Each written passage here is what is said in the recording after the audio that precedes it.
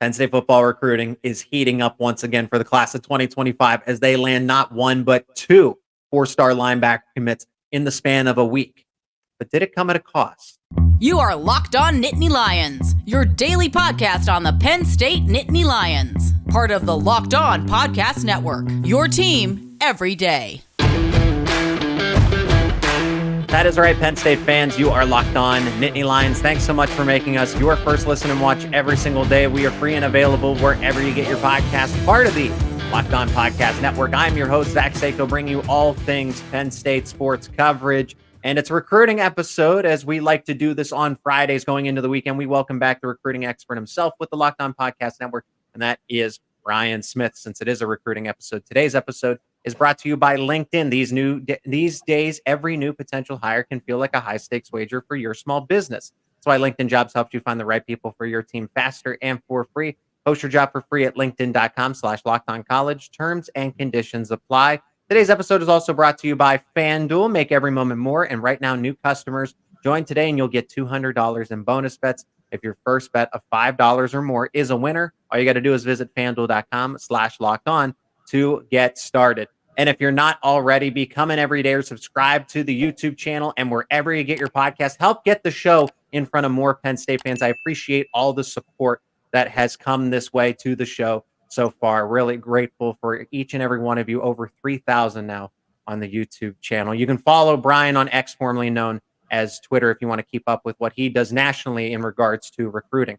Well, Penn State gets two four-star linebackers in this case in the span of a week. In a span of a week, are able to land two high-profile linebacker recruits for the class of 2025. But Brian, it might have come at a cost.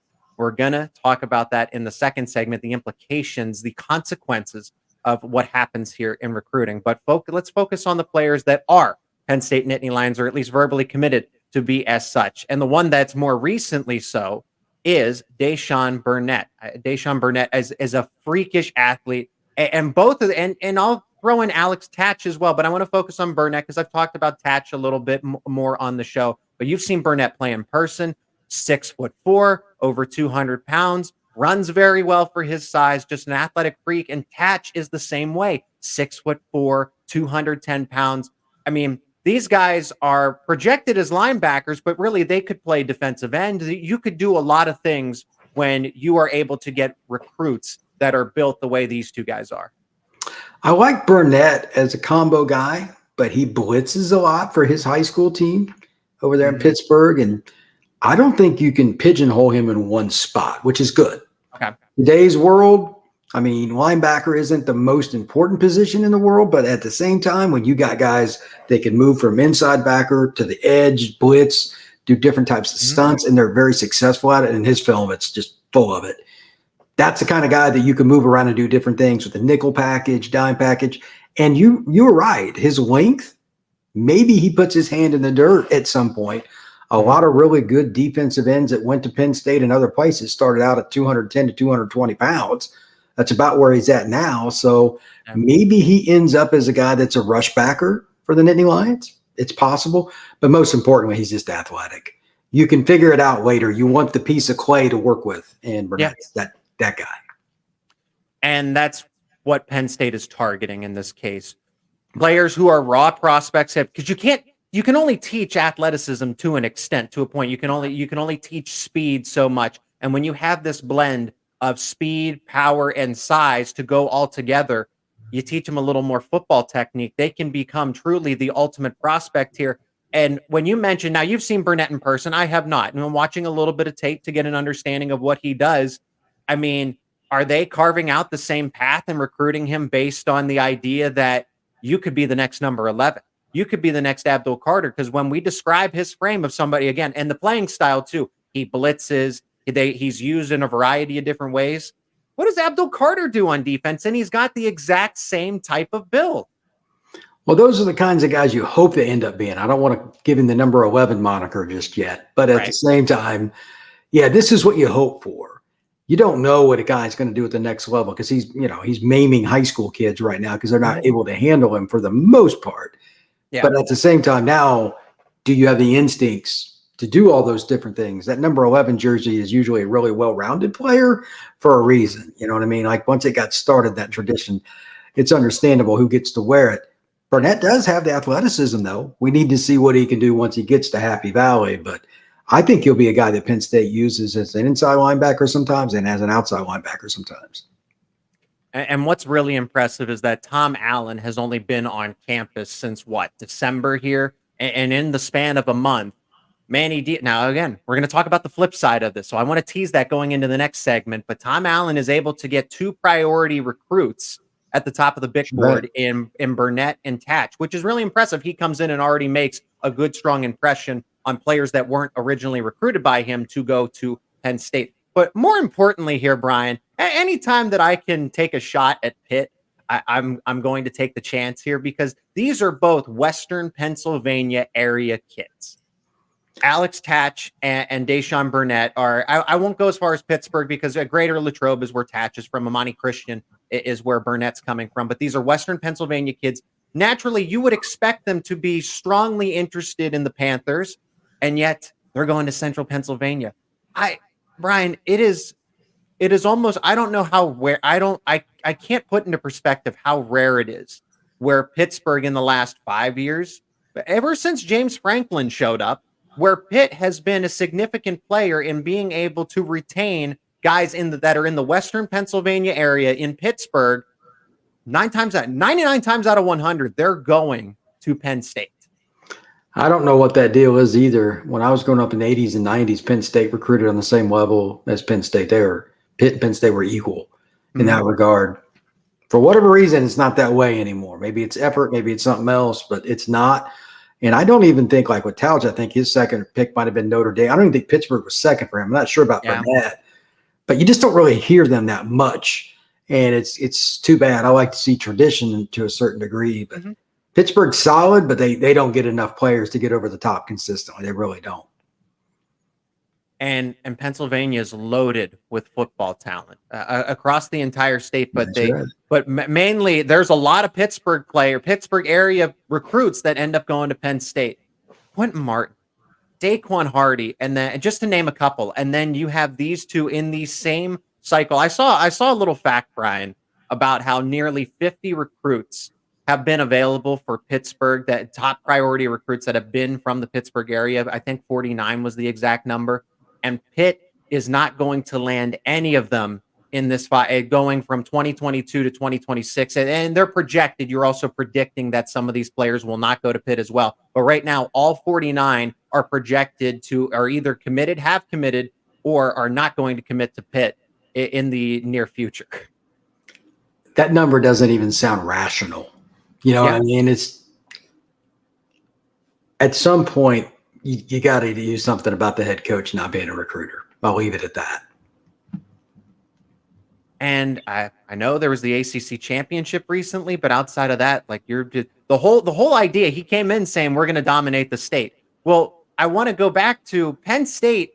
Brian, you talk about how Penn State is recruiting on a national scale, going to Florida, Alabama. They're getting the attention of outside of the Northeast region, where it's Pennsylvania, Maryland, Virginia, DC, where they have primarily focused attention, New York, New Jersey, right? Those are the main stomping grounds for Penn State football recruiting. But now they go to Florida. Now they go down south into SEC country, and they're able to bring some kids up north here.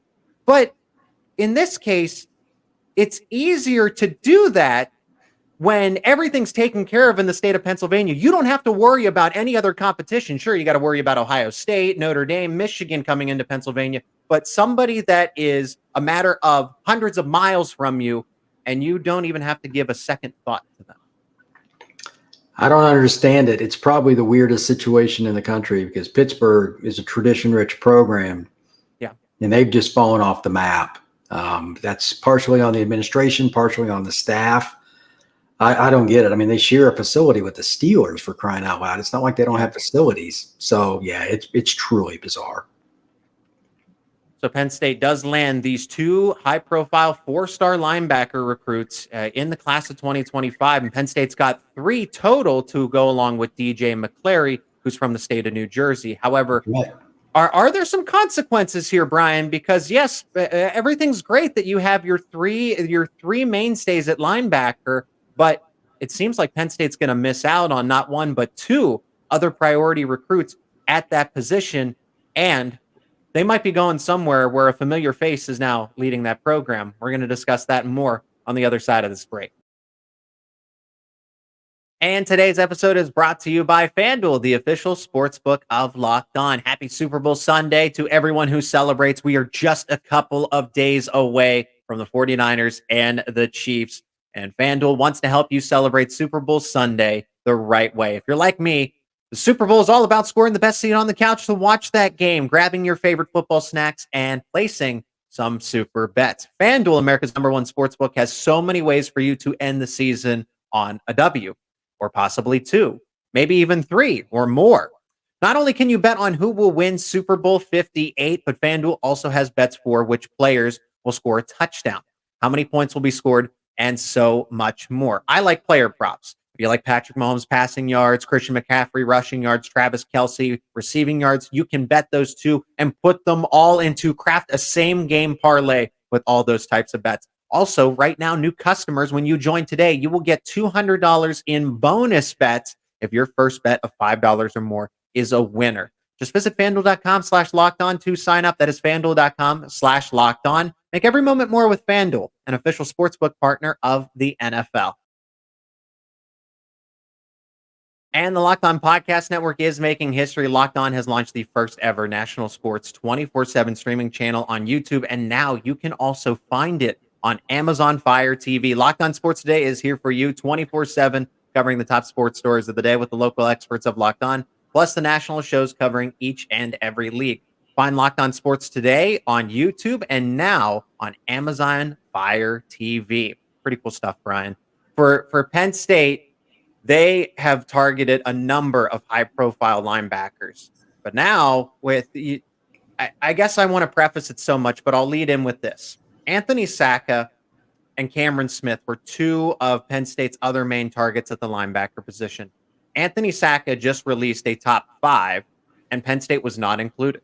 And he's going to be probably a top 50 player in the nation when these rankings are finalized, a consensus top 50 player across the board. Then there's Cameron Smith, who it projects as an athlete, could play really anywhere on the safety or linebacker, projects more as a linebacker in this case. And they're teammates at St. Joe's Prep, one of the premier schools when it comes to high school football in the state of Pennsylvania. And Anthony Sacca, some people might remember Tony Sacca, played quarterback for Penn State, a legacy recruit. Well, Penn State's not in his top 5, as I mentioned already, and the school that is the Duke Blue Devils, Manny Diaz. And that's what I was alluding to, Brian, is there were consequences of this move. When were they going to show up? Well, here they are. I'm not finished, Brian. At the time of this recording of this episode, breaking news for us, this is going to go up on Friday, early in the day. Cameron Smith, who everyone said, okay, Anthony Sacca is off the board for Penn State, so now they got to pivot and see if they can get another defensive player. And Cameron Smith, his teammate, makes a lot of sense. Well, guess who just verbally committed in that same time span? Sacca announces his top 5. Cameron Smith announces that he is committed to the Duke Blue Devils. Manny Diaz, who was recruiting him when he was the defensive coordinator linebackers coach at Penn State. And here you go. This is what I was talking about back when Manny Diaz was rumored as the Duke head coach. Brian, you and I were one of the first groups, one of the first people to discuss Manny Diaz going to Duke. Where there's smoke, there was fire. And then talking about what could happen in the process. And Penn State's going to lose out on at least 1.5 in this case, because Sacca is going to look elsewhere too. People are the key here. Relationships are the key. Fans follow a team, a helmet, a jersey, whatever it is. Recruits follow coaches. And in this case, for whatever reason, Sacca is kind of a unique deal. His dad was quarterback or whatever at Penn State. Mm-hmm. Maybe he wanted to kind of blaze his own trail. Well, maybe not know that. And if that's the case, so be it. But Diaz, it's a great sign. Like, when does Duke get a really good player out of Pennsylvania? It's Duke, not basketball, football. It's because of the person in the polo, not the polo that says Penn State or Duke. It's about familiarity. Parents want to send their kids somewhere they know the coach. And I'm sure Manny was recruiting St. Joe's pretty heavily every day because they had multiple kids. So now he's going to be, I mean, Duke's a good school. That's a good private school in the Philadelphia area. It's easy to see why they would be matriculating down there in general, especially if they were hoops players. But this is kind of unprecedented. If you're Penn State, by the way, it's not like, well, sorry, we can't recruit you. They're going to still recruit Sacka. They're still going to recruit anybody in that situation that's a PA kid. But this is the norm now. I see it down south. I've lived all over down here, and it's the same here too. So don't feel bad. When a coach leaves, kids either decommit or change like where they're going. Miami had a 26 commit, decommit a couple hours after the DB coach took a job in the NFL. A couple hours. Like, it is 100% about relationships. It's just the way it is, man. Well, and we've discussed it on this show as well. Look at Syracuse with Fran Brown, who was able to get how many players out of New York, New Jersey, again, Northeast region, to go all the way to Georgia. Duke is not as far, but somehow Fran Brown was able to get those players to Georgia. Now he's at Syracuse. I'm not saying you're going to get every single 5-star under the sun following Fran Brown to Syracuse, but it does make a difference. Here's another difference, Brian, because I frame this as like, oh, Penn State, is losing out because Manny Diaz ultimately left Penn State for Duke. That's part of it. But it's also the fact it's not like Penn State doesn't have any linebackers in this class. We just got done talking about in the first segment how Penn State has 3 talented 4-star linebackers committed in the class of 2025. Not every single linebacker is going to commit in this case. And in a 4-3 defense, you have 3 starting linebackers. Depth is important. Competition is important. I'm sure Penn State might land another linebacker or 2 when all's said and done for 2025. But if you're Anthony Sacca, if you're Cameron Smith and you're looking around and saying, okay, Penn State's gotten a commitment from somebody that I see myself as either equal to or better than, I might look elsewhere because what opportunities are there for me? I don't know Duke's recruiting class, but I got to imagine that there's not a lot of linebacker commits that are like Penn State's in the current present that are committed to Duke at this time too. Yeah, it's kind of interesting because you just don't think about Penn State or Ohio State, a school of that ilk, losing players to Duke or Wake Forest or Vandy or something. Kids got to do their own thing now. I see some weird stuff. There was a kid that just signed with Ohio State in the second signing day. He's from Ohio. He was originally committed to Washington. Yeah. So you never know what's going to be. I don't look at it quite the same as other people because I deal with recruiting every day. But sometimes it is a little surprising. I think Penn State, having the 3 commits, they shouldn't be too worried. And Penn State's defense is elite anyway. But yeah, this is a sign that every now and then you're going to lose a kid. It's okay though. I think, and there's also this part of it too. I think Penn State, people need to remember, the everydayers know this, and the people that watch these specific recruiting episodes between you and I understand that there's this relationship. Penn State, when a high school kid verbally commits, it is because they tell Penn State that they want to commit. Penn State also has to tell them that they want to take the commitment. So this isn't just a one-sided thing. You can't just I could commit to Penn State, right? I could verbally commit and they'd never take me. And that's the case of high school players as well. They will tell some players, we don't want you to commit right now. We're still looking because we might not have an available scholarship for you. So notice how Penn State is getting commitments this early in the cycle, or I guess this ahead in the cycle because it's continuing. It'll, pick up more so over the summer. But Penn State got its priorities at linebacker. So Anthony Sacca and that's, they also focus on recruits that are going to be interested in Penn State. Because like you said in the beginning of the second segment here, Anthony Sacca might have been looking elsewhere just to be different from his father. He might not have wanted to go to Penn State. I'm sure he was interested, but maybe Penn State wasn't his first choice. Left out of his top 5 for a reason, clearly. And same thing with Cameron Smith. He ultimately committed to Duke. So Penn State's going to focus its attention on its other main targets, Bernett, Tatsch, McClary, and notice they're all committed. Yeah, sometimes it just works out that way. And you'd rather have the kids that want to be at your school than sign the kid that's maybe higher ranked and it doesn't work out and he leaves in 6 months. Yeah. This might be a case of all parties end up with a victory. It's okay that you don't get the name guy if you get guys that are good, and all the kids they have committed certainly fit that bill. Yeah. And Penn State, again, it's not like I'm too concerned about their defense. It's the other side of the ball. I want to see them get the higher ranked recruits. Well, perfect segue, Brian, because in the final segment, we have slated to talk about Matt Zollers once again. Top Pennsylvania quarterback announced his top 4, and Penn State is included. But there's some stiff competition there as well. We're going to talk about it more after this.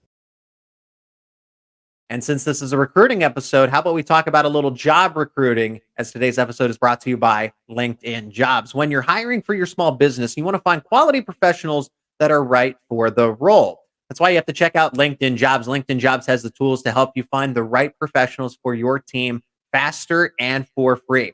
LinkedIn isn't just another job board. LinkedIn has a vast network of more than 1 billion professionals, which makes it the best place to hire. It gives you access to professionals you can't find anywhere else. LinkedIn does all of that while making the process easy and intuitive. Hiring is easy when you have that many quality candidates. So easy, in fact, that 86% of small businesses get a qualified candidate within 24 hours. LinkedIn knows that small businesses are wearing so many hats and might not have the time or the resources to hire. LinkedIn is constantly finding ways to make the process easier. They even just launched a feature that helps you write job descriptions, making the process even quicker. 2.5 million small businesses use LinkedIn for hiring. Post your job for free at linkedin.com/lockedoncollege. That is linkedin.com/lockedoncollege to post your job for free. Terms and conditions apply. And if you're not already, become an everydayer. Subscribe to Locked On Nittany Lions on YouTube and wherever you get your podcast for the latest analysis around your favorite Penn State sports, talking football recruiting, men's basketball, men's hockey, wrestling, all of it here on Locked On Nittany Lions. And you can keep up with Brian on X, formerly known as Twitter, if you want more of the recruiting landscape nationally.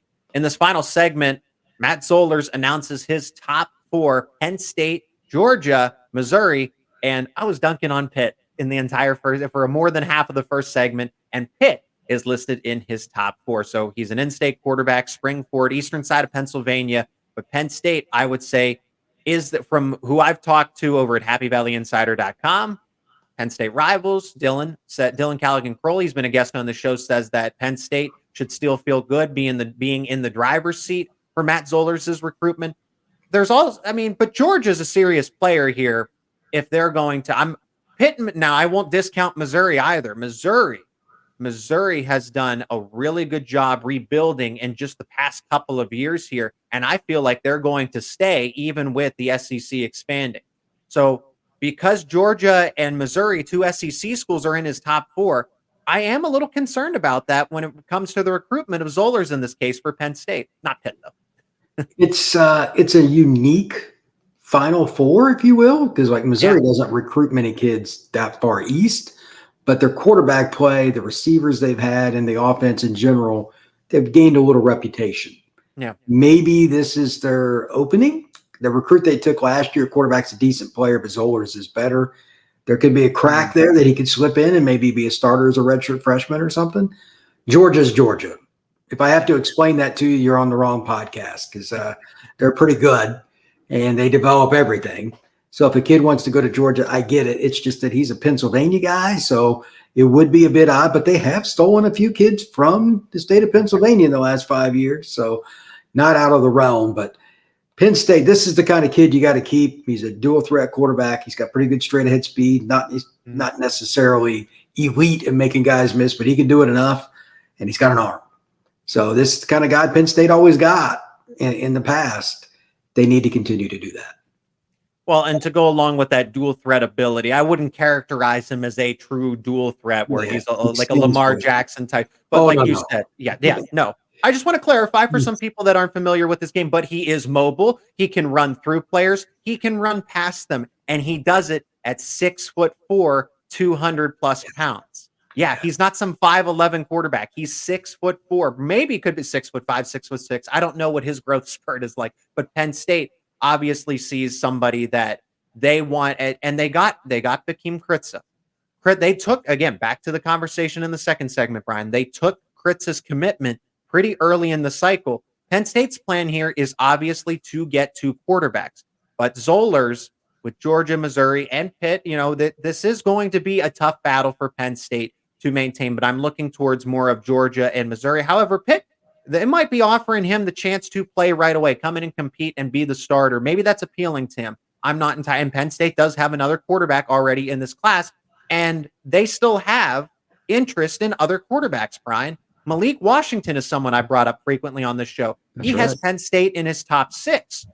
You can't take 3 quarterbacks. You can't take 3 QBs. So I want to get your opinion because I don't know. Would you rather have Matt Zollers or would you rather have Malik Washington? Because both of them are very, very tall, very athletic, can extend plays. They're cerebral. I like I've seen Malik Washington in Elite 11 camp. I like the way that he carries himself. He's extremely confident. And even though he didn't get it, and even though he was there as a junior and didn't get selected to go to the Elite 11 finals, he was arguably the best junior that was there. I thought he was the best quarterback, at one of the best quarterbacks at that camp in that given day in State College, Pennsylvania over the summer.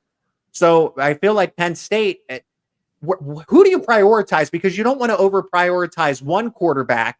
He ends up going somewhere else, and then you miss out on somebody else because you put your chips in the wrong basket. You put your chips on the wrong cards. I would look at it like this, and this is with any recruit, but especially a quarterback because it's the most volatile position for transfers anyway. Yeah. Whichever kid you think is more committed to your program, which is probably neither because everybody wants to play, but that's the first thing you got to look at. The biggest problem I hear from coaches, scouts, etc., no matter what we do, kids want to leave if they're not starting by like their sophomore year. Yeah. It's the biggest conundrum for college coaches because if you miss a quarterback, you're done. I don't care what your situation is. You're done. So whichever one, I don't think there's a huge difference between the two players. Whichever one you think is going to stay in Happy Valley if he doesn't start right away is the one that I would want. And that's why we have him on the show. Brian Smith, the recruiting expert for the Locked On Podcast Network, joining us once again. Let us know in the comments what you think about Penn State's class of 2025. Leave a like, subscribe to the channel, follow along wherever you get your podcast to keep up with us here at Locked On Nittany Lions. And you can keep up with Brian on X, formerly known as Twitter, for all his recruiting takes on the national perspective as well. Brian, thanks so much for the time and looking forward to it when we get to do it again later on. All right, buddy. I appreciate it. Take care.